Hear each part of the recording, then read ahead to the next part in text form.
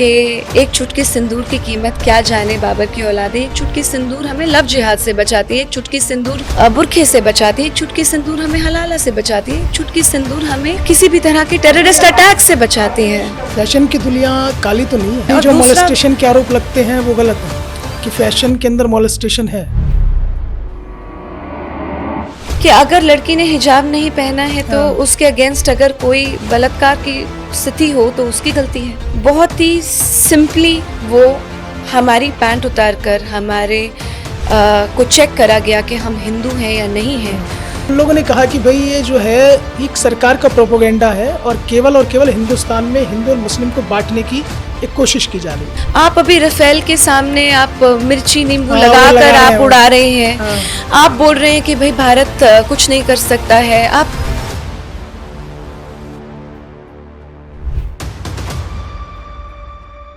नमस्कार, बहुत बहुत स्वागत है आपका लीडिंग भारत टीवी पर मेरे पॉडकास्ट शो मंच पर बात मोहसिन के साथ। एक लड़की हजारों सपने आंखों में पालती है, हजारों सपने लेकर एक लड़की घर से निकलती है। बहुत कुछ करने की चाह होती है कि ज़िंदगी में उस मुकाम को हासिल किया जाए जो हर एक लड़की की चाहत होती है, लेकिन उस मुकाम को हासिल करने के लिए कहीं ना कहीं उस मुस्तकबिल की भी तलाश थी और कहीं ना कहीं ये भी मन के अंदर था कि मुकाम तो हासिल ज़रूर किया जाएगा, लेकिन अपनी जो डिग्निटी है उसको मेंटेन करते हुए फैशन की दुनिया में जाती हैं, फैशन की दुनिया में छा जाती हैं। और जब वो सुंदरता निखारने पर आती हैं तो गिनीज बुक रिकॉर्ड में एक वर्ल्ड रिकॉर्ड बना जाती है। लेकिन अचानक से तमाम चीज़ें चलती हैं। ग्लैमर की दुनिया बड़ी चमक दमक वाली होती है, लेकिन उससे बाहर निकलने की एक जद्दोजहद होती है और उस जद्दोजहद में वो भगवा पहन लेती हैं, यानी कि एक साध्वी के रूप में आ जाती हैं और महाकुंभ में सबसे पहले दिखाई देती हैं और महाकुंभ में आने के बाद चर्चाओं में आ जाती हैं। परिचय की मोहताज नहीं है। इशिका तनेजा हमारे साथ हैं, आपका बहुत बहुत स्वागत है। और शुरुआत तो यहीं से करते हैं कि ग्लैमर की दुनिया अलग, एक साध्वी की ज़िंदगी अलग। हालांकि आप ये कहते हैं कि मैं साध्वी नहीं हूँ, मैंने दीक्षा ली है। कितना अंतर महसूस करती हैं दोनों लाइफ में? राधे राधे। मैं साध्वी नहीं हूँ, जैसे मैंने कहा, मैं सनातनी हूँ और सनातनी हम सभी होते हैं। लेकिन ये है कि भाई हम कहते हैं धर्मो रक्षति रक्षतः।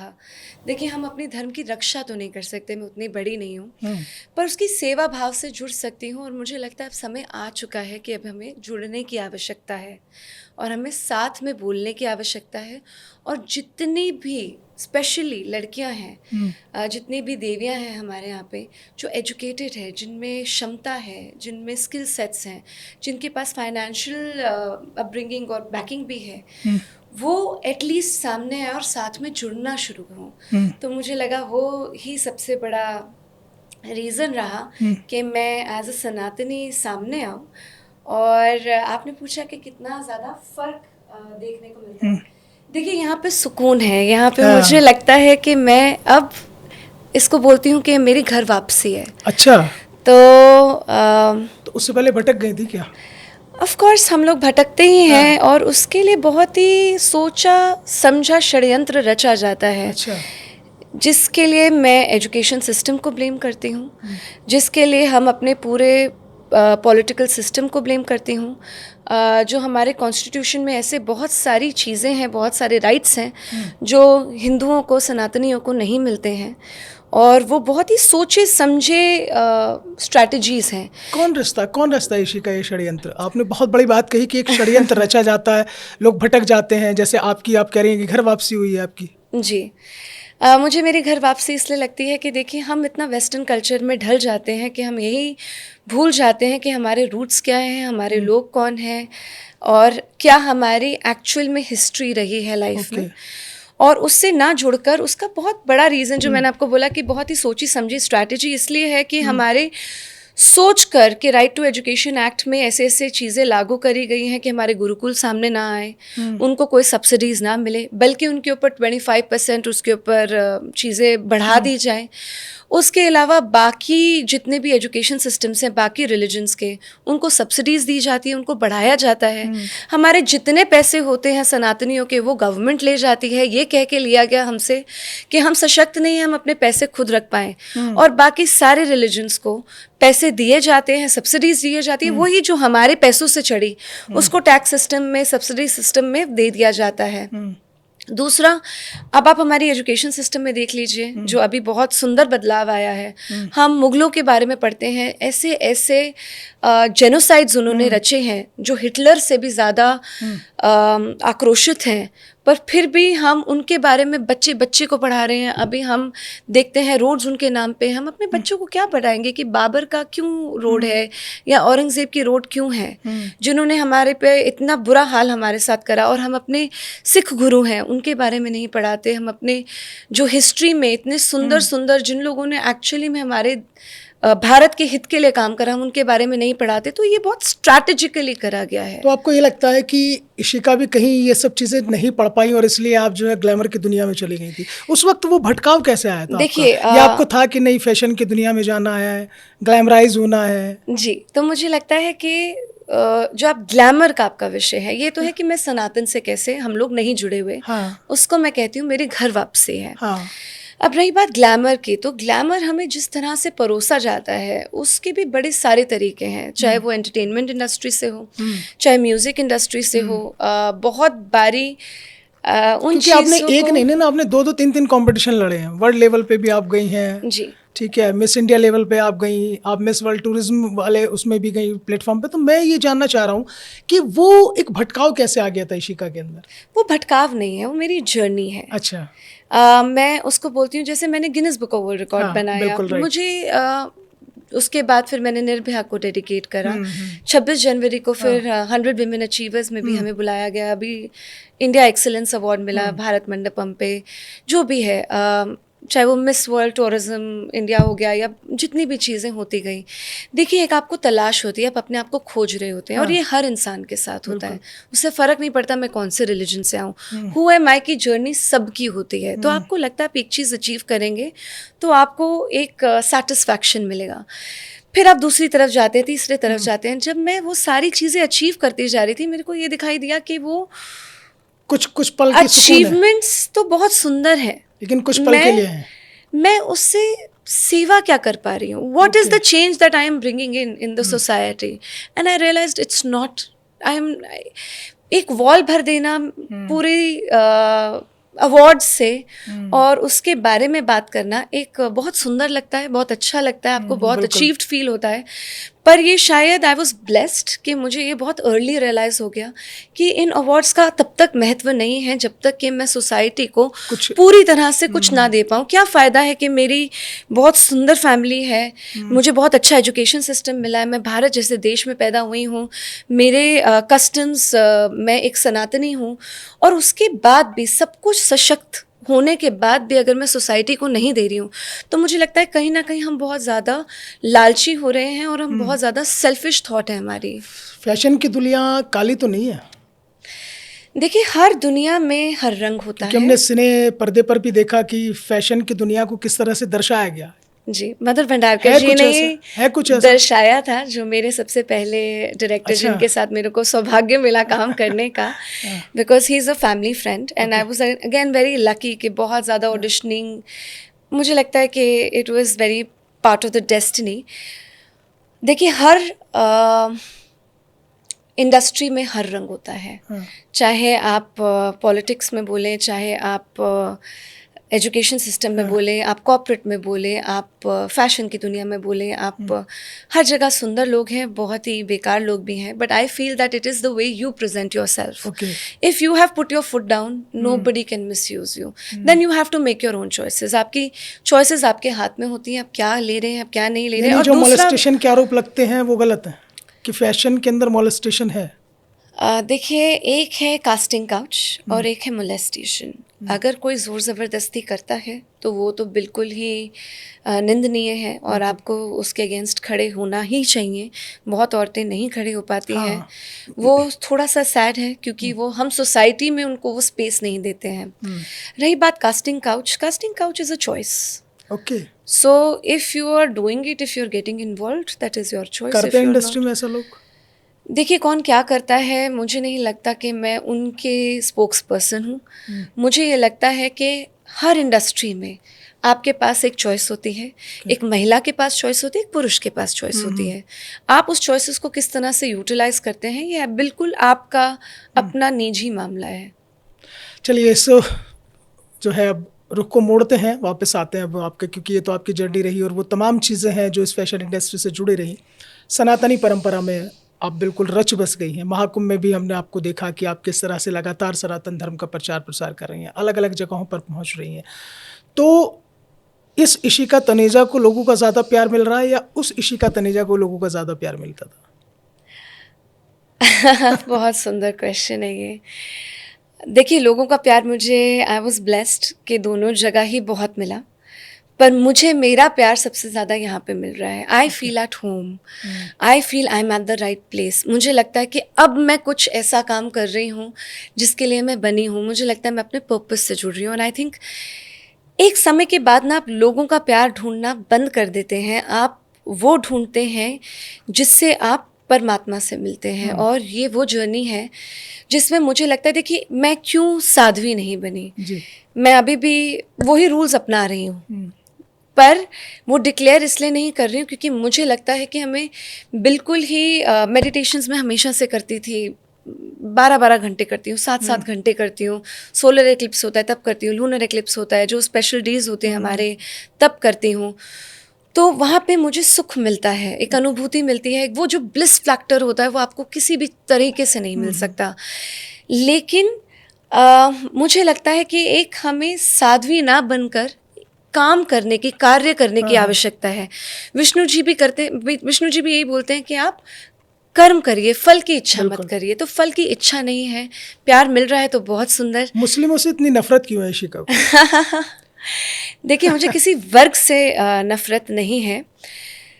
बात सिर्फ ये है कि कुछ किताबों में ऐसा पढ़ाया जाता है जो सही नहीं है, और वो बच्चों को पढ़ाया जाता है और उनकी ब्रेन वॉशिंग करी जाती है। ऐसा नहीं है कि सारे ही मुस्लिम ऐसे होते हैं, कुछ की सोच अलग होती है। जिनकी सोच अलग होती है, तो फिर अगर उनकी सोच ही है कि वासुदेव कुटुंबकम की, तो मुझे लगता है फिर उनको सनातन में जुड़ जाना चाहिए, क्योंकि सोच तो सनातनी है। और कुछ लोगों की जो सोच है वो बहुत कट्टर होती है। तो जब आप किताबों में वो पढ़ते हैं, उनको पढ़ाया जाता है, it's a strategic approach, it's a cult which is being put in young delegate minds, जिनको आप पढ़ाते हैं कि आप एक सर्टन तरह की सोच रखिए, आपको किस वक्त किस तरह से बिहेव करना है, कब कैसे किसको कैसे मारना है, वो डाला जा रहा है धीरे धीरे। मतलब अब ये कहना चाह रही है कि मुस्लिम समाज में ये पढ़ाया लिखाया जाता है कि आप कैसे मारकाट करें, देखिए, आप आप कैसे लव जिहाद करें। मेरे अंदर वर्ड्स डालना चाह रहे हैं। नहीं, ऐसा नहीं और है। मैंने आपको फिर बोला, मैंने किसी एक पर्टिकुलर समाज के बारे में नहीं बोला। मैंने बोला कि कुछ किताबों में पढ़ाया जाता है। अब आपका इंटरप्रिटेशन क्या है, आपको बेहतर पता है। कुछ किताबों की तरफ आपका इशारा उधर ही जा रहा है। नहीं, हमारे यहाँ पे देश में कितने रिलीजन है। आप एक बात सोचिए, कितनी सुंदर बात है और कितनी शर्मनाक बात है कि अगर मैं बोलती हूँ कि किसी एक वर्ग ऐसा पढ़ाता है और आप उसको एक लेबल लगा देते हैं। मैं नहीं लगा रही, आप लगाते हैं। तो ये कैसे आप जान पाते हैं कि वो कौन सा वर्ग है? नहीं, वो ये आपको क्लैरिटी कहाँ से आती है? तो कहीं ना कहीं इसमें सत्यता है। वो क्लैरिटी तो इसलिए आ जाती है ना कि जब इशिका बोलती हैं कि तू नारी बन, तू दुर्गा बन, तू शक्ति बन, वो चाहे तमाम चीजें सामने आती है। बहुत सुंदर। अच्छा, लोग कहते हैं ना ये कि भाई इतना खूबसूरत चेहरा और इतनी खूबसूरत मुस्कान के साथ जो है इशिका बहुत जहर उगलती हैं। अगर मैं किसी को कहती हूँ कि तू लक्ष्मी बन, तू सरस्वती बन, तो दुर्गा बन, तो काली बन, इसका सिर्फ महत्व ये है कि भाई आप सरस्वती बनिए, आप बहुत ज़्यादा, आप एजुकेशनिस्ट बन सकती हैं। हम महिला सशक्तिकरण के बारे में बात की है कि आप एजुकेशनिस्ट बन सकती हैं, आप एंटरप्रेन्योर बन सकती हैं, आप लक्ष्मी बन सकती हैं, आप दुर्गा बन सकती हैं, आप काली बन सकती हैं, आप आर्मी फोर्सेस को ज्वाइन कर सकती हैं, आप नेवी फोर्सेस को ज्वाइन कर सकती हैं। आप इसको किसी वर्ग के लिए क्यों ले रहे हैं? क्योंकि मैंने तो इस विषय में इस तरह से नहीं लिया।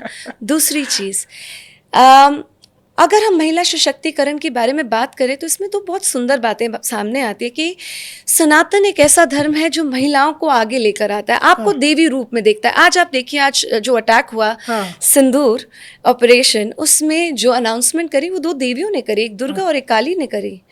और इस बात में हमें भारतीय होके और सनातनी होके गर्व महसूस होता है कि एक पाकिस्तान जैसे देश में जो एक टेररिस्ट को पाल रहा है, उसको प्रोपोगेट कर रहा है, और उनके डिफेंस मिनिस्टर आगे आके बोलते हैं कि हम तो इतने वर्षों से, डेकेड्स से हम ये बात कर रहे थे, और उसका जवाब और उसकी रणनीति 2 दुर्गाएं और 2 काली माँ आके बताती हैं। आपका इशारा जो है कर्नल सोफिया कुरैशी और विंग कमांडर व्योमिका सिंह, जिन्होंने आज प्रेस ब्रीफ किया। जी, तो ये हमारे लिए गर्व की बात है कि हम ऑपरेशन सिंदूर रचते हैं, जिसमें हम ये बता देते हैं कि भाई हम सिंदूर, जैसे कि मैंने पहले भी कहा कि एक चुटकी सिंदूर की कीमत क्या जाने बाबर की औलादें। एक चुटकी सिंदूर हमें लव जिहाद से बचाती है, एक चुटकी सिंदूर हमें बुरखे से बचाती है, एक चुटकी सिंदूर हमें हलाला से बचाती है, एक चुटकी सिंदूर हमें किसी भी तरह के टेररिस्ट अटैक से बचाती है। आगे शिका, आप कह रही हैं कि आप कहाँ से क्लैरिटी ले आते हैं? बुरखा, नकाब, हलाला, वो आगे चीजें। हाँ जी, तो क्लियर हो गया। नहीं 2 अलग बातें हैं। आपने कहा आप अगर कैसे नैरेटिव सेट कर लेते हैं, तो वो जब इशिका के अल्फाज निकलते हैं उससे नैरेटिव सेट हो जाता है। नहीं, देखिए, बहुत सारी प्रथाएं थी जो हमारे यहाँ पे भी थी। हमारे यहाँ पे बच्चे के साथ शादी करना, बाल विवाह बिल्कुल खत्म हो चुका है। पर अगर आप हमारे एक्ट्स में देखा जाए, कुछ चीज़ें हैं, अगेन ये महिला सशक्तिकरण के बारे में है। आप किसी को एक वस्त्र पहनाते हैं, वो क्यों पहनाया जा रहा है उसको, उस लेडी को? क्या वो उसके अंदर सशक्त फील होती है, या वो इसलिए पहनाया जा रहा है, या इसलिए पहनाया जा रहा है क्योंकि सोसाइटी को बदलने की आवश्यकता है कि हम उस दृष्टि से महिला को ना देखें? अगर हम उस दृष्टि से महिला को देख रहे हैं तो हमें तो देवी स्वरूप दिखाई देना चाहिए। बिल्कुल। हमें क्यों कुछ और दिखाई देता है? इसमें उस महिला की गलती नहीं है। और अगर सिर्फ महिला की गलती है तो एक बच्चा, एक जिसके कुछ डेज पैदा हुआ है, या एक 90 एक 80 ईयर ओल्ड महिला में आपको वो नहीं दिखाई देना चाहिए। तो ये प्रथाएं गलत हैं, ये प्रथा के अगेंस्ट है, एक समुदाय के अगेंस्ट नहीं है। अब आप वो प्रथाएं हमने भी बदली। देखिए, अंग्रेजों ने हमें सती प्रथा पे पुश करा, हमें लगा कि सनातन की प्रथा नहीं है, ये गलत है, इसको हम वापस लेते हैं। देखिए, हमें समय के हिसाब से, सोच के हिसाब से बदलना आवश्यक है।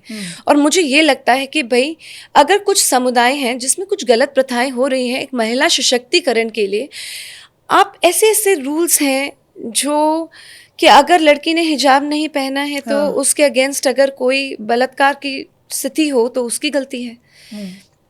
बहुत देशों में भी ये माना जाता है। तो ये गलत है, और इसके अगेंस्ट एज अ महिला हमें बात करनी पड़ेगी। सोच बनाकर रखी हुई है जी, उसके लिए तो हमें बोलना ही पड़ेगा। और हमें पता है कि जो अटैक हुआ, देखिए, बहुत ही सिंपली वो हमारी पैंट उतार कर हमारे को चेक करा गया कि हम हिंदू हैं या नहीं हैं।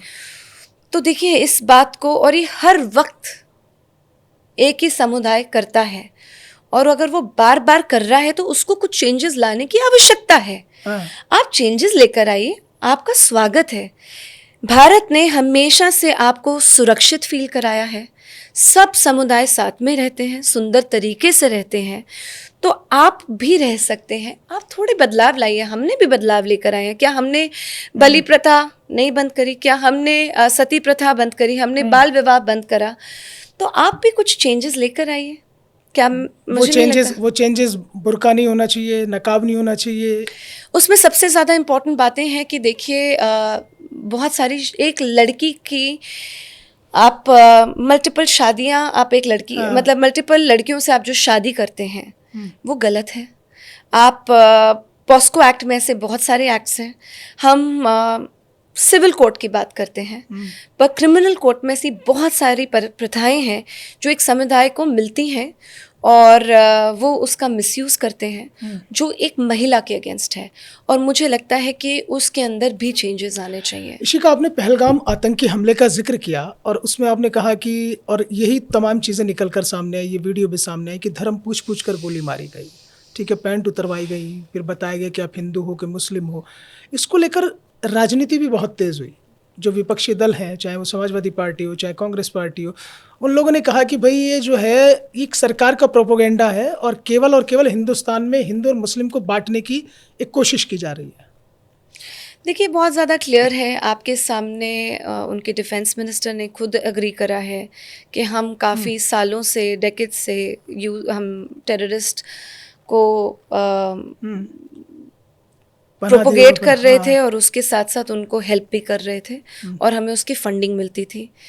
और उसके बाद देखिए, सबसे ज़्यादा इम्पॉर्टेंट जो बात है ना इस मुद्दे में, मैं जितना मर्ज़ी आपको बता लूँ कि ये है, हमारे पास प्रूफ्स हैं। आज वो पहले बोलते थे कि कभी ऐसा नहीं हुआ, आज तो हमने वीडियोस ही जारी कर दी कि क्या क्या हुआ, देख लीजिए, अटैकिंग हुई है। और बहुत ही सुंदर तरीके से प्रिसाइज लोकेशन पे, जिन जिन लोकेशंस में हिस्ट्री थी ऑफ टेररिज्म, चाहे हम पुराने अटैक्स की बात करें, सबूत भी दे दिया, सबूत भी दिया है और साथ साथ समझाया है कि इनके ऊपर अटैक हुआ है और किसी को कोई हमने, ये किसी समुदाय के अगेंस्ट नहीं है, ये किसी देश के अगेंस्ट नहीं है, ये टेररिस्ट सोच के अगेंस्ट है। हाँ, ये बहुत बड़ी बात है कि हिंदुस्तान हमेशा से ही रहा कि वो कभी बेगुनाहों पे हमला नहीं करता जी, क्योंकि और इसमें भी अटैक में न किसी सैन्य शिविर पे हमला हुआ है, केवल टारगेट थे तो वो आतंकी संगठन। जहाँ पे आप प्रॉपर आप पढ़ा रहे हैं, तो देखिए, विपक्ष जो भी बोलता रहे, वो उसके पास और कोई रीजनिंग नहीं है। आप अपने एट्रीब्यूट्स नहीं दिखा सकते, तो आप दूसरे को खींच के, क्रैब मेंटालिटी उनकी रही है। लेकिन मुझे ये लगता है कि सारे सनातनियों को ये शत्रु बोध हो जाना चाहिए कि कौन सा नेता क्या आके क्या बोल रहा है, किस समय पे बोल रहा है। आप अभी राफेल के सामने आप मिर्ची नींबू लगाकर आप उड़ा रहे हैं। आप बोल रहे हैं कि भाई भारत कुछ नहीं कर सकता है। आप ऐसे ऐसे ताने कस रहे हैं, जबकि आपको उस वक्त भूल जाना चाहिए कि आप कौन से पॉलिटिकल पार्टी से हैं। आपको ये याद रखना चाहिए कि ये भारत की सम्मान की बात हो रही है। पर अगर आपको वो भी नहीं याद रहता, आपको सनातनियों के राइट्स नहीं याद रहते, आपको ये नहीं दिखाई देता, आपको इसमें कि ये हिंदू जेनोसाइड है, आपको ये टेररिस्ट अटैक दिखाई देता है और आप ये भूल जाते हैं कि उनकी पैंट उतार के देखा गया, आप उसको बोलते हैं कि नहीं ऐसा कुछ भी नहीं हुआ, आप डिनायल में हैं, पब्लिकली आते हैं और ये बोलते हैं, तो ये शत्रु बोध मुझे लगता है सनातनियों को हो जाता है। इसीलिए हो जाना चाहिए। इसीलिए हम लोग बोलते हैं कि भाई हिंदुओं को जागने की आवश्यकता है। यही है जगाने का रीजन। हिंदू सोया हुआ है, देखिए, जाग रहा है। अच्छा, अगर आज आप धीरे धीरे जाग रहा है। देखिए, इतनी ज़्यादा स्ट्रैटेजिकली आपने उनको बांधा हुआ है सारी चीज़ों में। जैसे कि हम पहले बात करते हैं वेस्टर्न कल्चर में, western culture is an exact opposite of what Sanatan teaches you. हम आपको सात्विकता की तरफ लेकर जाते हैं। हम आपको बोलते हैं सुबह उठो। आपका कल्चर हमें रात रात को जगाता है, नाइट कल्चर में लेके जाता है, आपको ड्रिंक्स कराता है, आपको ड्रग्स कराता है। हम बोलते हैं बिल्कुल सात्विक बनिए आप, क्योंकि सात्विकता में आप अपने आप से मिलते हैं। और तामसिक तरीकों से जितने भी आपकी वेस्टर्न कल्चर में चीज़ें हैं, आप आइडेंटिटी से दूर हो जाते हैं। आपके पास आइडेंटिटी क्राइसिस होती है। जब आप आइडेंटिटी क्राइसिस होती है एक इंसान के पास, आपके पास slavery is the only option और आपको इंस्लेव करा जाता है बहुत सारे नए तरीक़ों से। चाहे वो फाइनेंशियल सिस्टम से हो गया, चाहे वो एजुकेशन सिस्टम से हो गया, चाहे वो आपको एंटरटेनमेंट से हो गया, चाहे वो आपको अपने आप से दूर करा रहा है और हर तरह से आपकी आइडेंटिटी पे टारगेट करा जाता है। चाहे वो अब आपकी sexuality is the main target of your identity. आपको देखिए, अगर आप मेडिकली अगर आपके हार्मोन्स हैं और आपको कुछ बाद में फील हो रहा है, आप तब डिसाइड कर रहे हैं कि मैं गे हूँ, मैं लेस्बियन हूँ, मैं किस साइड पे मेरी क्या रुचि है, बहुत अलग बात है। पर अगर आज आप 8 साल के बच्चे को, जिसको अभी हार्मोन्स फील भी नहीं, उसको ये भी नहीं पता, तब आप बोल रहे हैं नहीं आप गे हैं, आप लेस्बियन, आप क्वेयर हैं, आप कुछ और हैं, आप किस तरह से आइडेंटिटी आपकी है, तो ये बहुत स्ट्रॉन्ग टारगेटिंग हो जा रही है, जिसके अंदर आप अपने आप से दूर हो जाएं। और सनातन की सुंदरता ये है कि वो ही एक ऐसा धर्म है जो आपको अपने आप से मिलाता है। कहीं ये वेब सीरीज और OTT जो प्लेटफॉर्म है, कहीं इससे भी तो ये सब चीज़ें नहीं परोसी जा रही हैं? आपको नहीं लगता? सब तरीके से परोसी जा रही हैं। आपको इतना भ्रमित किया जाता है। किस और जा रही है, गालियाँ, देखिए इस उसके तरह की अंदर मुझे चीज़ें? लगता है कि बहुत ही ज़्यादा आवश्यकता है। भारत ने बहुत सुंदर काम करा है, चाहे हम वफ़ एक्ट के बारे में बोले, चाहे हम 370 के बारे में बोले, फिर हम बात करें कि किस ट्रिपल तरह तलाक से बहुत सारे बड़ा के फैसला सारे था। आज का जो हमला हुआ ऑपरेशन सिंदूर, अगर हमें अपने यूथ को बचाना है तो हमें बहुत ही स्ट्रिक्ट एक्शंस लेने पड़ेंगे, specially in the education system. और ये जितने भी ओटीटी हैं और ये जितनी भी गलत एंटरटेनमेंट आप एक धर्म के लिए, स्पेशली सनातन के लिए जो आप प्रमोट करते हैं, उसके अगेंस्ट स्ट्रॉन्ग एक्शंस लेने चाहिए। ओटीटी की ये सारी चीज़ें बैन हो जानी चाहिए, क्योंकि एक कल्चर अभी आप बाहर से देख रहे हैं, ये तो हम वेब शोज़ और ये सब देखते हैं, हाँ, पर बिल्कुल। जब हम ओनली फैंस और ये सब देखते हैं कि जिस तरह से इंडिया में घुस रहा है, बिल्कुल। वो मुझे नहीं लगता सिर्फ सनातनियों के लिए, हर भारतीय के लिए बहुत ही ज़्यादा शर्मनाक बात है कि एक लड़की दूसरी लड़की से इस बात में compete करेगी कि कौन कितने कपड़े उतार सकता है राइट, और कितने पैसे कमा सकता है। यही इसी से जुड़ा हुआ इशिका मेरा सवाल था, क्योंकि आपने भी काफ़ी एक लंबा वक्त फैशन इंडस्ट्री में गुजारा है और उसके अलावा आपने तमाम चीज़ों का उतार चढ़ाव देखा है। ये एक बहुत बड़ा एक हम देखते हैं कि ये देखने में आता है कि कौन कितना ज़्यादा न्यूड होगा, कौन कितना ज़्यादा न्यूड होकर रील्स बनाएगा, और वो ज़्यादा मतलब एक रील बनाने के साथ साथ वो कहते हैं ना फॉलोअर्स बढ़ाना और अपना नंबर ऑफ व्यूज़ लेने के लिए इस तरह की हरकतें, आपको क्या लगता है कि कहीं ना कहीं ये सब चीज़ें बहुत नीचे जा रही हैं संस्कृति को लेकर? जी, मुझे लगता है कि कहीं हम ये जो रील और मीम्स का जो चक्कर है इसने बहुत नाश किया है, जी अगर गलत तरीके से जाए, सही तरीके में भी सबसे कीजिए ज़्यादा आप। तो ओटीटी और ये सोशल मीडिया कल्चर ने नाश इसलिए कर दिया क्योंकि आपको एक पावर दी कि आप इंडिविजुअल सेलिब्रिटी बन सकते हैं। आप एक अपनी हाँ, इंडिविजुअल आइडेंटिटी देने का एक माध्यम जैसे ही बना, तो सब लोगों को लगा कि न्यूडिटी सबसे आसान तरीका है जिससे मैं अपने फॉलोअर्स गेन कर पाऊंगी। और ये बहुत ही शर्म की बात है कि हमारा देश बिल्कुल। इतना सशक्त होते हुए, इतना डीप कल्चर होते हुए, इतनी पढ़ाई, इतनी एजुकेशन सिस्टम में हम जिस तरह से डेवलपमेंट में जा रहे हैं, वो ना हम प्रदर्शन करते हुए आज हम इस बात का कर रहे हैं कि मैं कितने कपड़े उतार सकती हूँ और मैं किस तरह से आपको अट्रैक्ट कर सकती हूँ। तो मुझे लगता है ये बहुत ही ज़्यादा मुझे पीड़ा देती है। बिल्कुल वही। और ये भी एक बहुत बड़ा मैंने रीज़न सवाल रहा है आपसे मेरा इसलिए किया ना कि आप चेंज उस का। इंडस्ट्री से आई है ना, इसलिए मैंने आपसे ये सवाल किया। एग्जैक्टली तो मुझे ये लगता है कि बहुत ही गलत है एंड इसको रोकना बहुत ज़्यादा ज़रूरी है। मुझे लगता है इसके ऊपर परफेक्ट लॉज आने चाहिए। हाँ, और इसके लिए हमें पीछे से इसको रोकने की आवश्यकता है और मुझे लगता है ये होगा भी। इशिका, एक आतंकवाद तो हम सरहद पार मुल्क से झेल रहे थे, जी जिस पर आज ऑपरेशन सिंदूर के जरिए एक कड़ा प्रहार किया गया। जी। आपको नहीं लगता कि एक आतंकवाद देश के अंदर भी चल रहा है, जिसे हम भौतिक आतंकवाद कह सकते हैं, मानसिक आतंकवाद कह सकते हैं, और वो भौतिक और मानसिक आतंकवाद ये है जिसका अभी हम जिक्र कर रहे थे ओटीटी प्लेटफॉर्म का। एक व्यक्ति है, भली बात सब नाम उसका जानते हैं, एजाज खान। आपने भी पढ़ा होगा पिछले कुछ दिनों, मतलब उस तरह की वीडियो, उस तरह की सोशल मीडिया पर क्लिप वायरल हुई। आपको क्या लगता है कि ऐसे लोग जो सनातनी लड़कियां हैं उन्हें कहीं ना कहीं डिस्ट्रैक्ट कर रहे हैं? भौतिक आतंकवाद मैंने इसलिए नाम लिया है कि पैसे का लालच दिखाकर। आपको क्या लगता है क्या वजह इसके पीछे है? क्या वो लड़कियां नहीं समझ पा रही कि वो कर क्या रही हैं, क्या उनसे कराया जा रहा है?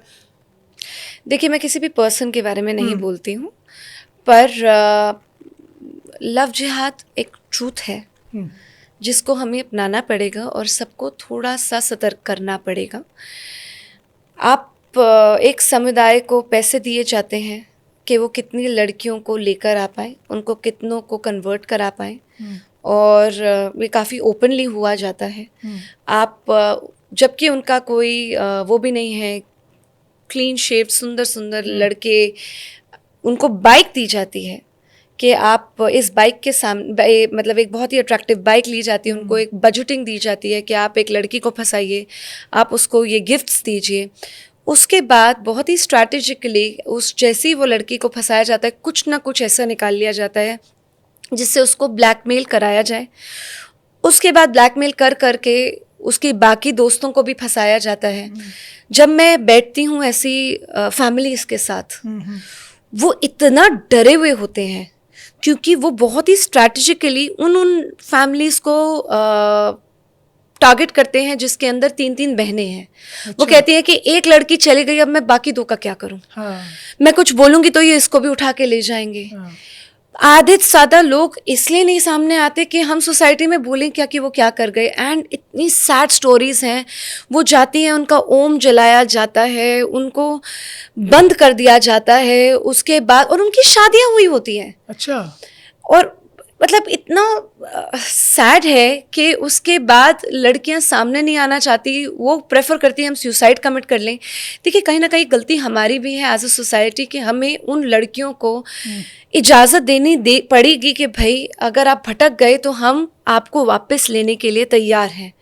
Okay, that is one thing. दूसरी चीज़ जो आपने बात करी कि एक पाकिस्तान हमारे भारत में बनाया जा रहा है, चाहे वो वफ़ के थ्रू हो रहा था, चाहे वो पाकिस्तानी औरतें आकर यहाँ पे बच्चे पैदा कर रही हैं। आप हिंदुओं से शादी कर रहे हैं लेकिन आप वापस नहीं जाना चाह रहे हैं। सीमा हैदर बहुत सारी हैं। अब आप ये देखिए कि 82,000 विमेन ओनली इन पंजाब का डेटा आया है। 82,000 विमेन। यहाँ पे अभी हमें जो लास्ट डेटा मिला है वो आई थिंक 22 महिलाएं थी जिन्होंने 100 से भी ज़्यादा बच्चे पैदा कर दिए। तो ये क्या कर रही हैं? ये बच्चे पैदा करने की मशीनें आपने लगा रखी हैं कि हम पाकिस्तानी बच्चे पैदा करें। It's a well thought proper strategy. अब आप इसको स्ट्रैटेजी नहीं बोलेंगे तो क्या बोलेंगे? ये आप चाहे वेपन से हमला नहीं कर रहे हैं, आप यहाँ पे आप बच्चे पैदा कर रहे हैं, उनके आधार कार्ड बन रहे हैं, आप उनको राशन कार्ड दिलवा रहे हैं, आप हमारे सब्सिडीज पे उनको हम पाल रहे हैं। यानी गैंग सक्रिय है इंडिया में। आप ये कह रही हैं कि जो इस तरह से टारगेट कर रहे हैं लगातार। लव जिहाद का भी आपने जिक्र किया कि लड़कियों को ओम तक जलाया जाता है, इस तरह की यातनाएं दी जाती हैं। क्या आप स्पेशली बच्चे को टारगेट करते हैं, आप उसके साथ वो रिलीजियस प्रैक्टिसेस करते हैं ताकि वो बाकी रिलीजन में जा ही ना पाए। तो ये थोड़ा सा आक्रोशित बात है और मुझे बहुत ज़्यादा दर्द होता है, दुख होता है। और मुझे सबसे ज़्यादा दुख होता है कि हम इसके बारे में ओपनली बात भी नहीं कर सकते हैं क्योंकि कहीं ना कहीं हमें डर होता है कि फिर हम पे हमला होगा। तो और ये होता आया है। तो मुझे लगता है इसके लिए बहुत ज़्यादा स्ट्रिक्ट लॉज और एक्शंस लिए जाने ज़रूरी हैं। यानी कि दोनों ही चीज़ें ज़रूरी हैं। लॉज भी स्ट्रांग होना चाहिए, आपको सोशली भी स्ट्रांग होना पड़ेगा ताकि हम भी अपनी चीज़ों को समझ सकें। जी। चलते चलते इशिका, मंच पर बात मोहसिन के साथ में आप क्या संदेश देना चाहती हैं? क्योंकि हमारा लास्ट में रहता है कि आप क्या हमारे व्यूअर्स से कहना चाहते हैं, क्योंकि जिस तरह से आप लगातार सनातन का प्रचार कर रही हैं, लगातार युवाओं को जोड़ने की कोशिश है, हालांकि युवा अभी भी भटका हुआ है।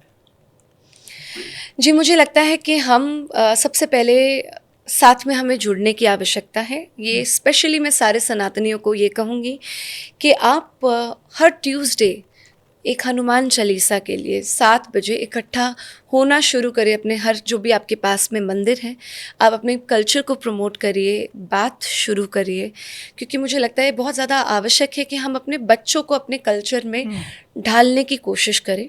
एक ये चीज़ लगती है। दूसरा मुझे ये लगता है कि जितनी भी स्पेशली हमारी देवियाँ हैं, हमारी शक्तियाँ हैं, आप आगे आइए। आपके एक हाथ में सनातन का प्रचार होना चाहिए और एक हाथ में तलवार होनी चाहिए। हमें शस्त्र और शास्त्र ज्ञान दोनों ही आवश्यक है। मतलब एक हाथ में भाला और जैसे एक हाथ हम में बोलते माला। हैं कि योगी जी के एक हाथ में भाला है, एक हाथ में माला है, वैसे ही मुझे लगता है कि हमारी सारी सनातनी बहनों के एक हाथ में सनातन का प्रचार और एक हाथ में तलवार भी होनी चाहिए, क्योंकि बहुत ज़्यादा आवश्यक है। जब एक समुदाय उसको बहुत ज़्यादा इजीली यूज़ कर रहा है, उससे प्रैक्टिस कर रहा है और हम घबरा जाते हैं, हमें यही नहीं पता होता है कि हमारी हथौड़ी कहाँ है। हमें कभी शस्त्र और शास्त्र के साथ अभी इंट्रोड्यूस ही नहीं करा गया है। तो बहुत ज़्यादा ज़रूरी है कि हम उसको अपने लाइफस्टाइल में उसके लिए एटलीस्ट जाने। एक आपको सेल्फ डिफेंस की स्ट्रैटेजी होनी ज़रूरी है। भारत ने भी यही करा है। हम किसी समुदाय पे कभी अटैक नहीं करते, हम किसी देश पे अटैक नहीं करते, पर अगर कोई अटैक करता है तो उसको मुंह तोड़ जवाब देते हैं, उसके घर के अंदर जाकर बताते हैं कि हम कौन हैं। बिल्कुल, जाहिर तौर पर बहुत अच्छी चर्चा रही इशिका तनेजा के साथ और उन्होंने बहुत ही विस्तार से, बहुत ही तफसील से तमाम बातचीत की, चाहे वो फैशन की दुनिया को लेकर बात की हो, चाहे उन्होंने जो बदलते परिवेश में किस तरह से एक वर्ग विशेष द्वारा सनातनी लड़कियों को टारगेट किया जा रहा है, किस तरह से पूरे हिंदुस्तान के अंदर जो पाकिस्तान से आई हुई महिलाएं हैं वो शादी कर रही हैं, यहाँ पे शादी करने के बाद एक अलग ही तरह का पूरा माहौल बना हुआ है। साथ ही उन्होंने ऑपरेशन सिंदूर को लेकर भी बहुत ही अच्छी और बहुत ही बढ़िया बात कही, और ख़ास तौर से उन्होंने सनातनी लड़कियों को भी आगाह किया कि तू काली बन, तू दुर्गा बन, तू लव जिहाद की शिकार मत बन। और हाँ, जो लोग कहते हैं ना कि खूबसूरत चेहरा और ख़ूबसूरत मुस्कान के साथ जो है इशिका तनेजा जहर उगलती हैं, जहर नहीं उगलती हैं, बल्कि वो सच्चाई बयां करती हैं और उस सच्चाई को ज़मीन से उठाकर लेकर आती हैं। और शायद कहीं वो बात भी सही साबित हो जाती है कि हम तो दुनिया से अलग चल के दिल के जज्बात लिखा करते हैं, जिनसे शायद सब ना हो सहमत ऐसे अल्फाज लिखा करते हैं। फिलहाल लीडिंग भारत टीवी के इस पॉडकास्ट शो में मंच पर बात मोहसिन के साथ में इतना ही। आपसे फिर मुलाकात होगी किसी और हस्ती के साथ, कुछ और नई चर्चाओं के साथ, कुछ और नई बातों के साथ। तब तक के लिए दीजिए इजाज़त। नमस्कार।